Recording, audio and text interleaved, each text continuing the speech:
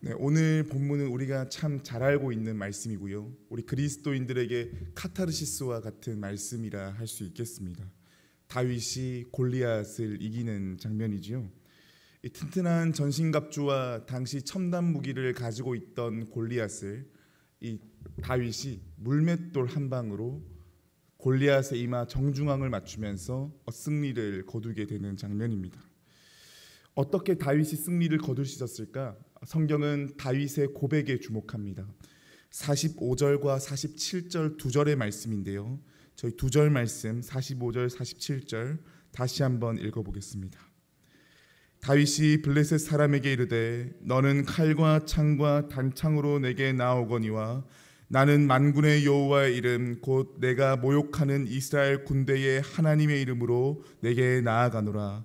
또 여호와의 구원하심이 칼과 창에 있지 아니함을 이 무리에게 알게 하리라. 전쟁은 여호와께 속한 것인즉 그가 너희를 우리 손에 넘기시리라. 아멘. 성경은 다윗이 이 대결에서 승리한 비결을 단순하게 말합니다. 하나님을 의지함으로 승리를 거두었다고 말합니다. 다윗은 너희는 칼과 창과 단창으로 나온다고 하지만 나는 만군의 여호와의 이름을 의지하며 나아간다 말하지요. 다윗은요, 눈에 보이는 골리앗의 스케일을 의지한 게 아니고 사람들을 통해 듣게 되는 낙담의 소리에 자신을 걸지 않습니다. 어디에 걸지요? 만군의 여호와의 이름에 자기 존재를 겁니다. 내가 믿는 하나님은 만군의 여호와 하나님이시다. 여기에 자신을 맡깁니다. 다윗이 이렇게 할 수 있었던 이유가 있습니다. 오늘 우리가 읽진 않았지만 37절 말씀으로 거슬러 올라가 보면요, 다윗은요 지금 자신의 아버지의 양을 지킬 때에도 온갖 맹수들의 위협이 있었다는 것을 우리가 알 수 있습니다. 이때 맹수의 위협으로부터 하나님께서 건져주셨기 때문에 지금 이 골리앗과의 대결에서도 하나님께서 지켜주실 것이다 라고 하는 믿음을 가지고 있습니다. 그러니 지금 다윗은 하나님을 어떻게 믿고 있습니까? 자기의 일상 가운데 함께 하신 하나님이 지금 이 변수 있는 상황에도 함께 하시는 하나님으로 믿고 있습니다.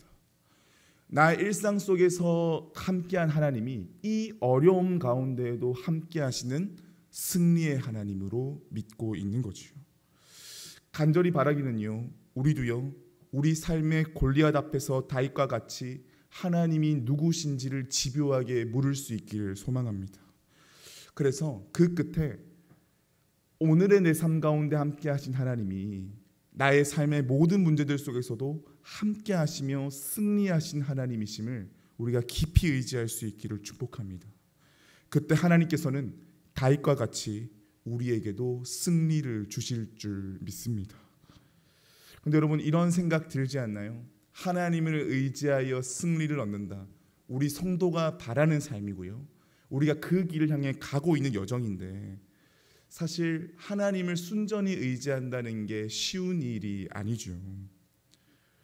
왜냐하면 내가 대적해야 되는 상대가 나보다 좋은 무기를 가지고 있고 많은 군대를 가지고 있는 것을 보게 되면 그 스케일에 압도되어서 우리의 마음이 꺾여버릴 때가 참 많이 있습니다.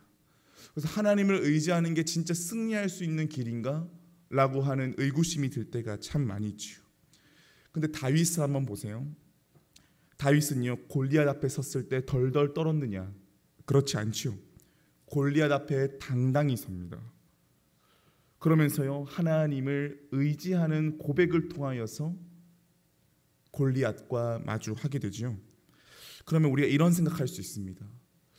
다윗은 어떻게 골리앗 앞에서 순전히 하나님을 의지할 수 있는 그 심지가 무엇이었을까 말이죠. 그 심지는요 다윗이 골리앗과의 싸움을 하게 된 동기에서부터 발견할 수 있습니다. 우리 45절 말씀을 눈으로 다시 한번 보시면요, 다윗이 골리앗에게 만군의 여호와의 이름으로 나아간다고 말하면서 그 뒤에 뭐라고 말을 하나요? 내가 모욕하는 이스라엘 군대의 하나님의 이름으로 나아간다. 우리가 여기에 한번 주목해 보고자 합니다. 이 대목이요 또 반복되는 부분이 있는데 26절 하반절과 36절 말씀 보면 다윗은 백성들에게 그리고 사울 왕 앞에서도 이 골리앗과의 대결에 임하는 기본적인 마음이 보입니다. 공통적인 이유가 있죠. 이유는 뭐냐? 골리앗과 왜 싸우느냐? 하나님의 군대를 모욕했다는 겁니다. 좀 더 구체적으로 가볼까요? 다윗은 왜 이 전투를 시작했냐? 하나님을 모욕했기 때문에 이 전투를 시작했다는 거예요. 이게 다윗이 전쟁을 한 이유입니다. 골리앗이 하나님의 명예를 실추시켰기 때문에 이 실추된 명예를 회복시키고 하나님의 이름을 드높이기 위해서 자신보다 훨씬 더 강한 상대인 골리앗과 대결하기로 마음을 먹게 됩니다. 이렇게만 보면요, 다윗이 좀 충동적인 사람 같다, 아니면 다혈질 같은 사람 같다, 아니면 과몰입이 심하다라는 생각이 들 수 있습니다. 근데 여기에는요, 오늘을 살아가는 우리에게 아주 중요한 신앙의 포인트를 말해줍니다. 여러분 한번 생각해 봅시다. 내 주변에 있는 누군가가 명예를 실추당한 겁니다. 근데 내가 이 사람의 명예를 실추시키신 걸 회복하기 위해서 고군분투한다. 이 속에는 내가 이 사람을 어떻게 생각하고 있는 거죠? 소중한 사람으로 생각하고 있는 거죠. 명예를 실추당하지 말아야 될 사람이 실추당하니 속상한 마음과 소중한 마음이 융합적으로 작용하게 되면서 고군분투할 수 있는 힘이 생기는 거지요. 소중히 여긴다. 더 나아가서 그 마음의 근본에 뭐가 있는 겁니까? 그 사람을 진정으로 사랑하는 마음이 있는 거죠. 그 사람을 사랑하는 마음이 없으면 고군분투 안 합니다. 왜 그렇지요? 나도 그 사람과 똑같이 불명예의 늪에 빠져버려서 나 자신도 어려운 상황을 마주할 수 있기 때문이죠. 그러니 지금 다윗이 하나님을 모욕한 골리앗을 대항한다. 이건 다윗이 하나님과 어떤 관계를 맺고 있는지를 우리에게 보여주는 겁니다. 진정 하나님과 인격적인 관계를 맺고 있는 거죠. 단지 하나님을 내가 불안할 때 나를 지켜주세요, 내가 계획한 일 잘 되게 해주세요 라고 하는 하나님을 소원 수리를 해주는 창구로 쓰고 있는 게 아니라는 거예요. 조금 더 얘기해 볼까요? 하나님을 내 삶의 부적으로 쓰고 있는 게 아니라는 겁니다. 다윗은 하나님을 어떻게 믿느냐? 하나님을 사랑합니다. 하나님을 사랑하니까 사랑하는 하나님이 함부로 취급당하는 데에 가만히 있을 수가 없는 거죠. 그래서 다윗은요, 지금 하나님을 모욕한 다윗 골리앗과 대항하는데 전혀 두려움이 없습니다. 요한일서 4장 18절 말씀을 보니 이런 대목이 있어요.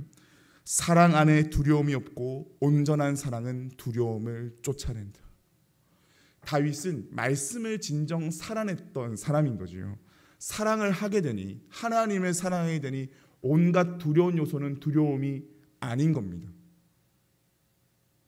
다윗과 골리앗의 싸움은요, 사실 우리에게 표면적으로는 하나님을 의지하면 승리할 수 있다 라고 하는 결기 어린 말처럼 보이지만 속 내용으로 들어가 보면 하나님을 사랑하면 그 현장은 승리의 현장이 된다고 말을 합니다. 즉 사랑이 모든 것을 이긴다라고 하는 것을 다윗은 청년의 시기 때부터 이 걸음을 쌓아갔던 거죠. 사랑하는 여러분, 저와 여러분들은 나의 골리앗 앞에 어떻게 서 있습니까? 단지 나의 불안과 염려를 퇴치하기 위해서, 내가 가지고 있는 것을 지키기 위해서, 더 많은 것을 가지기 위해서 골리앗 앞에 서서 승리하기를 원하는 삶을 바라고 있습니까? 물론 우리는 인생을 살아가며 이런 전리품들을 필요합니다. 그런데 오늘 이 새벽에요, 하나님은 우리의 걸음을 한 걸음 더 나아가 새로운 믿음의 지향점을 제시하고 있습니다. 하나님은 내가 골리앗 앞에 서 있는 그 자리에서 하나님의 명예를 지켜주기를 원하십니다. 우리가 하나님의 명예를 지켜주기를 원하는 동력의 마음을 우리에게 함께 말해주고 있는 거죠. 그때서야 하나님을 진정 살아계신 하나님으로 만나는 것이고요, 하나님을 사랑하는 예배자로 살아가기를 원하신다라는 거죠. 우리에게 이 은혜가 있기를 원합니다. 하나님은 우리를 일상 속에 일희일비하는 자로 세우지 않으셨고요, 우리를 왕의 자녀로 삼으셨습니다. 아버지와 자녀와의 관계를 통하여서 사랑의 관계 속에서 온전한 승리를 누리시기를 원하시는 그 이 아버지의 마음에 우리가 잇닿을 수 있기를 축복합니다. 우리는 지난 수요일부터요 사순절을 보내고 있습니다. 사순절을 어느 때보다 예수 그리스도의 사랑을 기억하고 십자가의 사랑을 기억하는 기간으로 보내지요. 그러다 보니 십자가 앞에 우리의 삶을 세운다고 하다 보면 무언가를 절제해야 되고 무언가를 하지 말아야겠다라고 하는 죄의 자리를 피해야겠다라고 하는 결단을 많이 합니다. 귀한 결단이고요. 우리의 신앙에 유익이 있는 결단들입니다. 그런데요. 축복하기로는 올해 사순절은요. 우리가 무엇을 하지 않겠다. 죄의 자리를 피하는 걸로 끝나지 않기를 원합니다. 다윗과 같이요.